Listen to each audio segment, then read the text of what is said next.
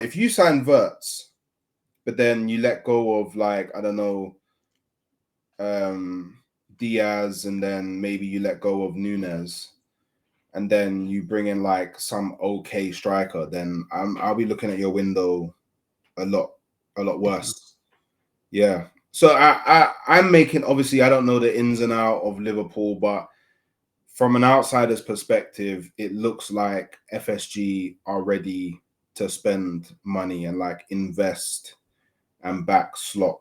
Now, obviously, time will tell, and obviously, all the Liverpool fans can probably tell me if I'm way off. But just as from an outsider's perspective, whenever you see a club willing to spend 130 million, or I guess over 100 million on a player, it always is signifying that the board is willing to back the manager.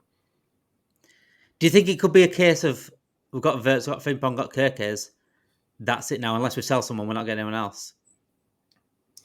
I don't know. Potentially. Like, look, Gyokeres is going to be about 40-ish million. And then you got Verts, which is going to be around about 130. And then you got Frimpong, that's 30. So that's about, give or take, around about 200 million spent already. Now, that's not really, that shouldn't be a lot of money for Liverpool, considering that you won the league and all the prize money that you get. And the sales that we're going to do. Sales should get at least 250 million back. Yeah, if all like, the sales go ahead. But I'm speaking even without the sales. Like, I'm speaking even if you made no sales, 200 million shouldn't be an amount of money that Liverpool spend and then go, oh shit, like we need to sell loads of players before we can invest again. Like, you just won the league. Do you know what I mean? Like, and you know what? Liverpool fans will hate this, but this is why Manchester United was so successful under Sir Alex Ferguson, because whenever they would win, they would always invest big from a position of power. Go again. That's how you do it.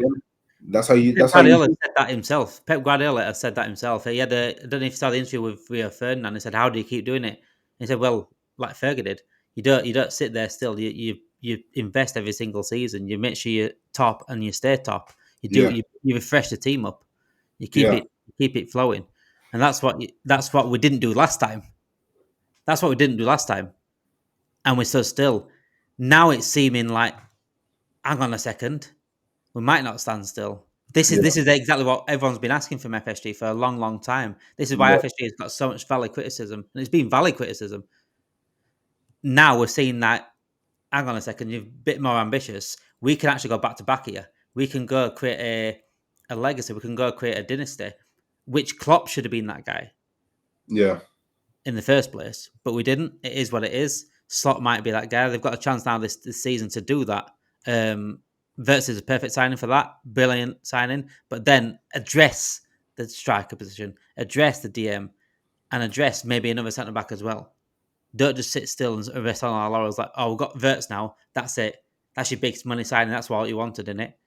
No, it doesn't work like that. We need to make sure we've got to address every single issue that we've got. So we don't in future years have to rely on panicking and getting other players in. If we address certain positions this year, we're only allowed to like add one player next season, or one player the season after. It helps so much out, and we've gone 3 transfer windows without buying anyone, but Chiesa. Has been into that centre backs will split with Gravenberch dropping in to make it makes sense for a DM to do that, but Gravenberch, I think it takes a lot away from Gravenberch to do that constantly. The way things are, if we sell Diaz, we'll have one right winger and one left winger. Listening from Los Angeles, good morning, Juan. What time is it over there in Los Angeles? It's been 6 hours behind. It's number 5 in New York, and it's about 7 hours behind. So good morning to you. LSC for life, he also says there, big up, just found the channel. We are spending big on a forward too. Let's get some more things up here. Verts is unavailable player, but unbelievable player, but is injury prone. I won't say he's injury prone. I won't worry too much about his injury just yet. But anyone that comes to Liverpool becomes injury prone instantly anyway. Why not get him Mbeumo at half the price of Ekitike, Prem proven? I'd rather get him Mbeumo and put him up front than Ekitike. I do not want Ekitike. Being told the deal's off due to Sky Germany. Who's that? That better not be Verts. Don't give me this. Don't give me any breaking news on Vert's being deal off. I don't think it is, but it's taking some time because again, we're trying to agree on collapsed. Kev says collapsed. What? What are you saying here, Kev? What are you saying? Right, give me a second, Hooks. Give me a second. This better not be live that is collapsed here. I can't see anything about it being No, collapsed. I've not seen anything. You better be trolling. You better be trolling. I'm not. I've not yet to see anything. The only thing, the last thing I saw was Rodrigo saying he's staying at Real Madrid. That was the last thing I saw before I came on. Right, Kev said Vert's deal off. Right, Kev, you better not be trolling. I'll hold you to that word right now, and I'll check myself after stream. But there's nothing anything that I've seen anyway. Right, Arsenal, Sesko. Does it move you? He's my second choice. So it is what it is. We need a striker. I would argue we maybe even need two. My preference is Gyokeres, but if we do end up with Sesko, I can't deny like the qualities that he has does suit the way that Arteta wants to play. So I think we'll see. Hypothetically, we should see someone that does put away more chances than Havertz. But if we do end up signing Sesko, and if it is Sesko that we go with, like Sesko in isolation is not like he's not making. Yeah, I get that. It's a bit like Ekitike. Yeah, He's coming with someone else. we would still need like a big name signing, like someone that like everyone like unanimously agrees on. Okay, this upgrades Arsenal. Because don't get me wrong, there's loads of people, both Arsenal fans and non-Arsenal fans, that think Sesko upgrades Arsenal, but it's not unanimous. Like we need to go for that, like that one player that everybody got. Ooh, Arsenal mean business, and I don't think people look at the Sesko deal and go, ooh, Arsenal mean business. I think people look at it and go, okay, Sesko, he's got a lot of raw potential. He's probably going to be one of the better strikers in the world in like 2, 3, 4 years. But right now, it's a big risk. And it is a big risk. And personally, like if we was to bring in Sesko without bringing in another striker, i.e. a Gyokeres, I feel like Arteta's putting a lot of pressure onto Sesko because whatever striker comes into Arsenal, the fans are expecting them to do something. They're expecting to be the saviour, aren't they? Because that is what you're missing. They're expecting to be, this is you. This is your moment. So with great power comes great responsibility. Like that's what it's going to be for whoever goes into the 9 for Arsenal. And I feel like to put that on a 21-year-old is insane. It reminds me of Man United and getting Højlund. It could turn out to be similar. When Højlund came in, he had potential to be good, really good, but he came in by himself, a young lad, being a number 9 at Man United is a lot of pressure. And it's like, I feel like why Arteta, because he wanted him in May and then he wanted him again in January. I feel like the reason why Arteta really wants him is because he wants to avoid the same scenario that happened with Isak.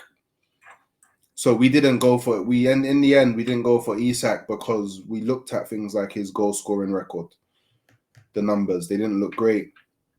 And then look what Isak became. And I feel like that's given Arteta a bit of PTSD. There we go. Got there in there. Yeah. And I feel like he's looking at Sesko and he's going, I feel like there's a possibility that Sesko can have a similar trajectory to Isak.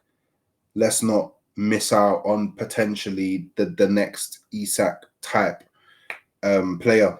So it's going to be one of those ones where, if Arsenal sign Sesko, everyone's going to say it's an awful signing.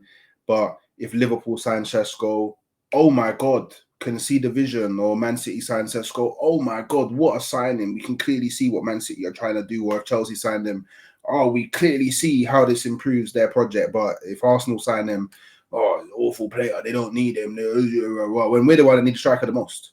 Nobody needs a striker more than Arsenal.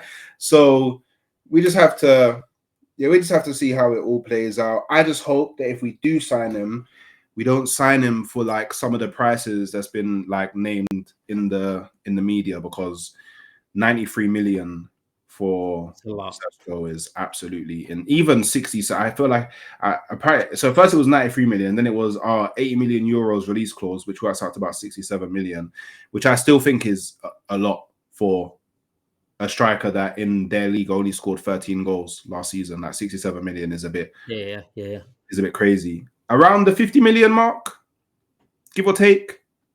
Young lad, still got potential. Still got a lot of potential. I mean, I did a stream before the Euros. Remember the Euros last year? I did a stream on it, and I did like a special Euro stream. I think Benjamin Sesko was one to watch for me, a player to watch for the tournament, and he did pretty well actually for them. He's one of many few players for Slovenia, but he's very, very good. I think he offers a lot more than just goal scoring. He offers his link up players, speed, his ability to shoot. By the way, from outside the box is very good, very underrated as well. So I think he's a good player. But like you said, it's a bit like Ekitike. It's a bit like Ekitike with us. If we get Ekitike as our striker, I don't think he has to come. He needs to come with someone else. I think I'd rather get Jota and Nunes both go, and Ekitike another sort of someone, another goal scorer next to him, because Ekitike again is like a project player, not proven. He's been in the French league, didn't work. He's scored a few for Frankfurt this season, but the Frankfurt player that I wanted was Marmouche. We're seeing that in the Premier League now, how good he is.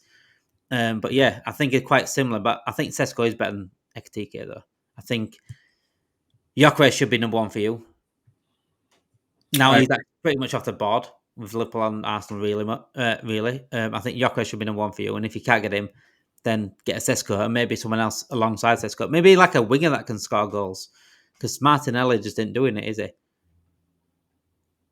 Yeah, Martinelli is. Do you know what? It's not just Martinelli. Our whole left wing this season has been absolutely garbage. Absolutely garbage. So yeah, we need a bit of spice on the left hand side. Do you know what I mean? We need a bit of spice on the left hand side. Yeah. Otherwise, we're in for a very, very long season again. Yeah, very long season again. I'm looking forward to it.